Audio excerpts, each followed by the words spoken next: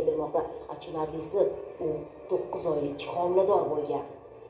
Gaz bilan yonib ketdi. Ovqat qilib turgan joyimda ventildan chiqib ketdi.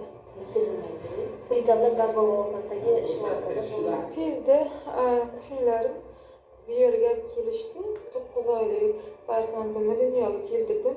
Vrachlar yordam berishdi. Shunda jarrohlik amaliyoti bilanmi yoki o'zim dunyoga keltirdim. Bolajon sog'lom. Sog'lom, yaxshi. Yo'q, hech narsa qilmadi. Reanimatsiyadagi doktorlarga kattakon rahmat, nimalariga tinchonlar sog' bo'lsin. Alangadan tana yuzasini 70% kuyishi bilan tushgan paytida shok holatida edi.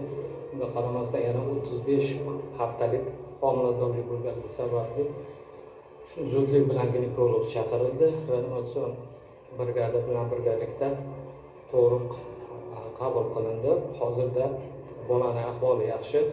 Onasi kamistologiya bo'limida davolanmoqda. Hozirdagi holati jarohatni 35% bitish arafasiga kelib qolgan. Jarohatda asosan 15% chuqur bo'lganligi sababli holati birmuncha yaxshi. Butkul tuzaluvchi 2 yil muddat kerak.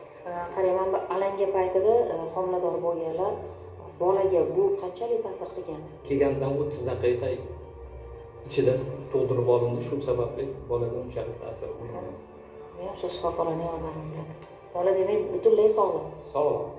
Ana ushbu xonada alangadan kuyib xuddi mana shunday og'ir jarohat olgan yana bir ayolning yotganligiga guvoh bo'ldik. Hurmatli bekajonlar, uyni saramjon, sarishta tutish yaxshi, oila a'zolarimiz uchun, farzandlarimiz uchun taomlarni pishirish undan ham yaxshi. Biroq unutmang, mana shu ro'zg'or ishlarni bajarayotganda ehtiyotkorlik eng muhimi.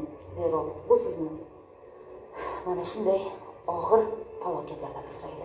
O'zingizni ehtiyot